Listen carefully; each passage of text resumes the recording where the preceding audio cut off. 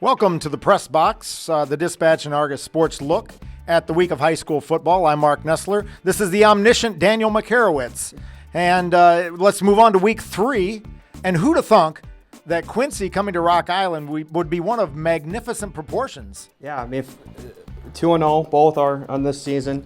Rock Island's first Western Big Six Conference game. Right, Quincy, they haven't played in 3 weeks. Yeah, Quincy's 1-0 after beating UT. Quincy has not won at Rock Island since 1973. Were you even born then? I was 13 years away from birth. Brian Stortz, the Rock Island football coach, wasn't even born when Quincy last won. I was a fifth-year senior. Fifth-year senior. Actually, I had just graduated. And what's amazing about the streak that Rocky's on with Quincy, other than 2010 at Flint Stadium, Quincy has not won in the series since 1986. So historically, Rock Island's dominated this series, especially recently. So do you see it as an offensive battle? I mean, you got Robbins, you got the combination of Richardson and Devos, or is it a defensive battle? I really don't know. I think for the Rock Island side, you want it to be a defensive battle because right. Rock Island's I agree strength with is that. the defense. Quincy's going to want to score points. They put up 34 points against UT. They put up 35 points against Peoria Notre Dame last week. It's which teams, is Quincy's defense going to make a stand, or is Rock Island's offense, which has kind of been somewhat pedestrian recently, are they going to be able to make Robbins an with impact? 333 yards of rushing so far. Rock Island, I don't think has that. Maybe among their starters combined. Let's move on to Alleman making the trip down to Peoria Notre Dame. It's going to be billed as the Bishop Bowl, where the Bishop will be on hand to bless the players, and you will be in attendance. You'll be blessed as well. How do you see that one? First of all, for Alleman fans, the game's at Richwoods, so just to let them know that it's at Richwood Stadium. But that's a very, very intriguing matchup because the loser is 1-2 sitting there, and so the margin for error down the stretch is for playoff is a little bit closed a little bit. Winner gets 2-1. Alleman, I think that they're going to come out, respond again after what happened against Peoria High 2 weeks ago. But Notre Dame's offense is very good. They can run the ball. They're explosive. That should be a really good game.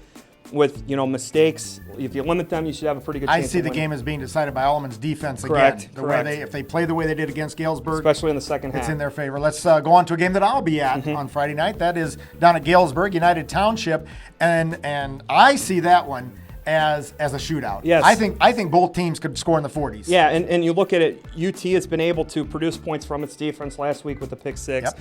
Andrew Tynes did a good job stepping in, rushing for more than 100 yards. Cody Vromans too. UT has the offensive weapons to put up points, and we obviously know that Galesburg can put up points. Right. But can UT duplicate it again? That's the biggest question. Cody Vroman had one of his biggest games in 2012 last year against Galesburg, and I don't think, looking at it from Galesburg's point of view, they're not going to see a defense like Alleman. Correct. Like they did from last week, and that's why I think it's going to be big points. Another big one is Moline taking on Peoria Richwoods. That's at Browning Field, right? Correct. Yes. And at some point you have to think, Daniel, that Moline's going to break out of its funk and not commit turnovers, not make mistakes. It wouldn't surprise me if Moline won this game after what I saw with Richwoods last week and Richwoods' inability to, after the first drive, to sustain anything.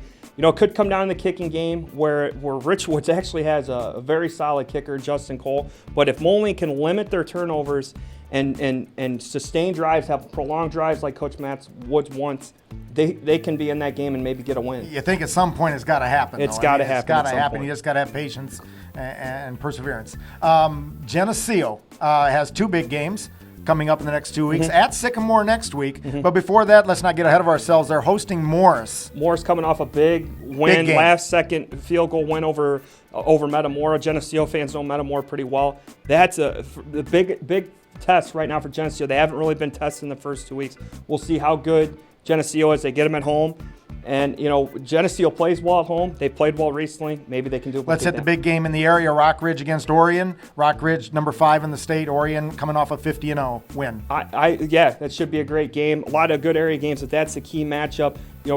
Rock Ridge could get to 3-0, and Orion could get to 2-1. We'll see who can get it. That'll do it in the press box. We'll say goodbye from here, but we'll say hi to you from our press box from high above on Friday night. Have a good one. Thanks.